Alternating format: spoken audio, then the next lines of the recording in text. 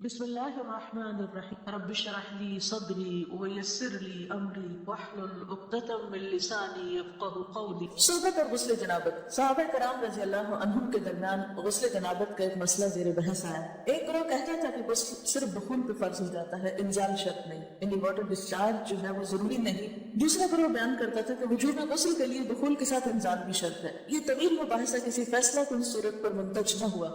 آخر قرار پایا کہ ام المومنین حضرت عائشہ رضی اللہ عنہا سے دریافت کیا جائے۔ حضرت عائشہ نے کہا کہ رسول اللہ صلی اللہ علیہ وسلم نے فرمایا اذا جلس بین شعبها الاربع ومس الختان الختان فقد وجب الغسل۔ جب مرد عورت کی چار شاخوں کے درمیان بیٹھ جائے اور اس کا محل ختنہ عورت کے محل ختنہ کے ساتھ مس کرے تو غسل واجب ہو جاتا ہے۔ تو مسئلہ یہ ثابت ہوا کہ صرف دخول پر ہی مرد اور عورت جنبی ہو جاتے ہیں اور ان پہ غسل واجب ہو جاتا ہے، انزال یعنی منی کا نکلنا شرط نہیں۔ جنابت کے احکام۔ وجوب غسل کی حالت کو حالت جنابت کہتے ہیں۔ وجوب غسل یعنی جب غسل واجب ہو جاتا ہے تو اس حالت کو جنابت کہتے ہیں۔ جنابت مطلب جم سے، جم پہلو کو کہتے ہیں بچنا۔ مندرجہ ذیل چار حالتوں میں مسلمان مرد اور عورت پر غسل کرنا فرض ہو جاتا ہے۔ نمبر 1، جوش کے ساتھ منی خارج ہونے کے بعد، اس میں احتلام بھی داخل ہے، یعنی کوئی ایسا خواب آئے یا ویسے۔ نمبر 2، صحبت کے بعد یعنی سیکشل انٹرکورس کے بعد۔ نمبر 3، حیض کے بعد۔ نمبر 4، نفاس کے بعد یعنی بچے کی پیدائش کے بعد۔ اس میں یاد رکھیے کہ بہت سے لوگ پوچھتے ہیں کہ اگر خواتین انٹرنل چیک اپ کرواتی ہیں تو کیا اس سے غسل واجب ہوتا ہے؟ تو کوئی غسل واجب نہیں ہوتا جب تک کہ ان چار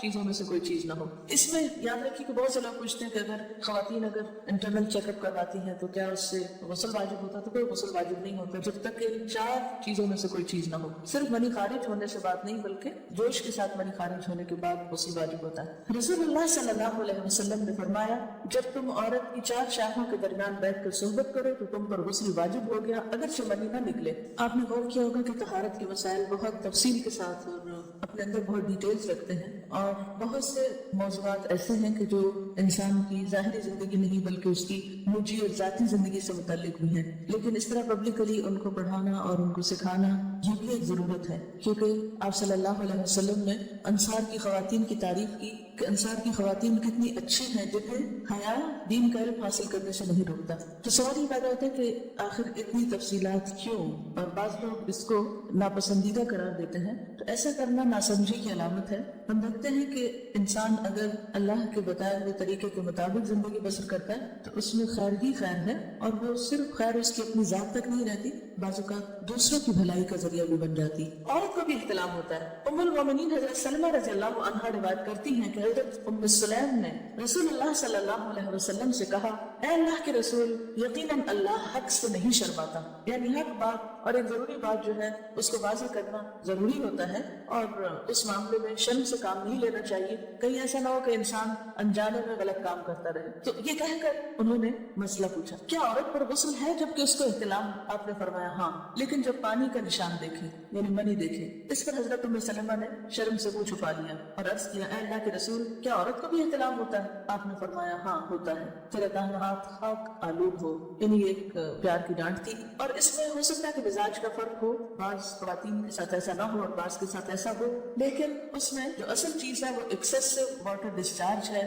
اس میں کہیں ایسا نہ ہو کہ لیکوریا وغیرہ کے ساتھ اس کو ریلیٹ کر دیا جائے، دونوں چیزوں میں فرق ہے۔ اور احتلام جو ہے وہ سوتے وقت ہوتا ہے، یعنی سو کر اٹھنے پر اگر انسان اپنے کپڑوں پر زیادہ ڈسچارج دیکھے، خواہ کوئی خواب یا کوئی فیلنگ یاد نہ بھی ہو، تو پھر غسل کرنا ضروری۔ معلوم ہوا کہ عورت یا مرد نیند سے اٹھ کر اگر تری یعنی نشان منی دیکھیں تو یہ احتلام کی علامت ہے، لہٰذا ان پر غسل کرنا فرض ہو جاتا ہے۔ اور اگر احتلام کی کیفیت انہیں یاد ہو لیکن نشان نہ پائیں، یعنی خواب یاد ہے لیکن کوئی سامنے علامت نہیں، تو غسل فرض نہیں ہوگا۔ ایسی صورت میں شک کی ضرورت نہیں ہے کہ نہیں وہ میں نے خواب دیکھا اور مجھے خواب بالکل صحیح یاد ہے تو مجھے نہانا چاہیے، نہیں، محض خواب پر نہیں نہایا جائے گا جب تک کہ فزیکلی کوئی ایسی چیز سامنے دیکھی نہ جائے۔ حضرت ام سلمہ روایت کرتی ہیں کہ میں نے کہا اے اللہ کے رسول صلی اللہ علیہ وسلم، میں اپنے سر کے بال خوب مضبوط گوندتی ہوں، کیا میں انہیں غسل جنابت کے وقت کھولا کروں؟ آپ نے فرمایا ان کا کھولنا ضروری نہیں، تیرے لیے یہی کافی ہے کہ 3 لگ پانی اپنے سر پر ڈالے پھر اپنے سارے بدن پر پانی بہائے، بس تو پاک ہو جائے گی۔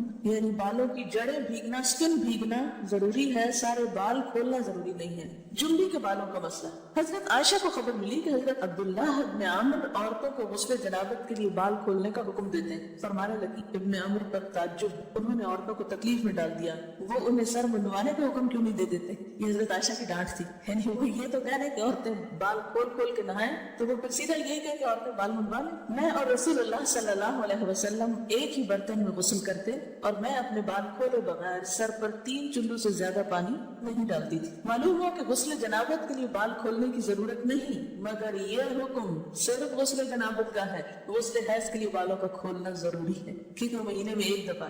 हजरत आयशा से रिवायत है कि उन्हें रसूलुल्लाह सल्लल्लाहु अलैहि वसल्लम ने गुस्ल हैज के लिए फरमाया, अपने बाल खोलो और गुस्ल करो। इसमें आप देखिए कि दोनों चीजों में फर्क क्यों, दोनों की नौयत फर्क। और हैज जो है एक निजासत की कैफियत भी है ना, कुल हुआ अदा। उसके बाद नहाना और नहाकर खुशबू लगाना, खासतौर पर उसका सारा हुक्म आता है। लेकिन गुस्ल जनाबत में निजासत की वो कैफियत नहीं है। यानी हैज का खून और मनी जो है, इन दोनों के हुक्म में भी फर्क है, ठीक है। बाज़ उलमा के ख्याल में जो मनी है इटसेल्फ कोई नापाक चीज नहीं है। अगर किसी कपड़े वाले को लग गए तो वो कपड़ा नापाक नहीं है, अगर उसको कुछ कोने पर कुछ के साफ कर दिया जाए कपड़ा साफ हो जाएगा। लेकिन खून हैज पर आप सलाह देते क्या फरमाया, चुटकियों से बल के उसको साफ करके धोए। तो इन दोनों में भी फर्क है, लिहाजा इन दोनों के बाद नहाने के हुक्म में भी फर्क है। एक में बाल खोले जाएंगे और बाल भी धोए जाएंगे और बालों की जड़ें भी धोई जाएंगी, जबकि दूसरे आम गुस्ल जनाबत में बाल खोलना और पूरे बाल धोना शर्त नहीं। बहुत से बच्चे ऐसे जिनकी शादी होती है और उसके बाद उन्हें इन मसाइल का पता नहीं होता, या तो वो शर्म के मारे नहाती नहीं, या नहाती है तो फिर वो पूरे पूरे बाल धो धो के सुखाने में और उन चीजों में इतना वक्त जाया कर देती है कि फिर बाजू का शौहर की नाफरमानी और आपस के ताल्लुकात में टेंशन, लोगों का खौफ। तो अगर दीन का सही मसला पता हो तो इंसान इन तमाम मशक्कतों से बच जाता है और इतना रूटीन की लाइफ गुजार सकता है। तो इसमें क्या सिर्फ 3 कप पानी, 3 लप पानी, 3 दफा क्यों? अगर एक दफा डालने से पूरी तरह नहीं भीगा तो आप ये भी करते थे टैप के आगे सर करके, तो सारी स्किन जो है सर की उसको आप गीला कर ले। पीछे से बाल जो है अगर लंबे हैं तो उनको एक तरफ कर दें ताकि पूरे बाल न धोने पड़े, न सुखाने पड़े, न खुश करने पड़े, और बाकी जिस्म पे पानी बहा लें। दूसरी सूरत यह है कि मग में पानी लेके तो उसको आप थोड़ा थोड़ा करके पूरे को एक दफा करें, फिर उसके बाद दोबारा करें, तीसरी दफा रोल करके बालों को पीछे से शावर कैप डालें और बाकी जिस्म फिर धो लें। शावर कैप से क्या होता है आमतौर पर कि पीछे के जो सारे लंबे बाल हैं फिर वो नीचे गिर के गीले नहीं होते, वो आपके सर पे टिक जाते हैं। तो सर की स्किन धोए और बालों को जोड़े की शक्ल में बांध के ऊपर शावर कैप पहन के फिर बाकी जिस्म को अच्छी तरह धोए। तो इसमें आप देखें कि जब बिल्कुल सर के स्किन का हिस्सा ही तर होगा, और ये 3 दफा करना होगा, एक दफा से नहीं काम चलेगा, 3 दफा करना ताकि कोई भी बाल बराबर जगह स्किन की खुश्क न रह जाए। तो उससे क्या होगा कि जितना कम बाल गीले होंगे उतने कम देर में उनको खुश्क भी किया जा सकता है और किसी भी मशक्कत के बगैर इंसान नमाज पढ़ सकता है।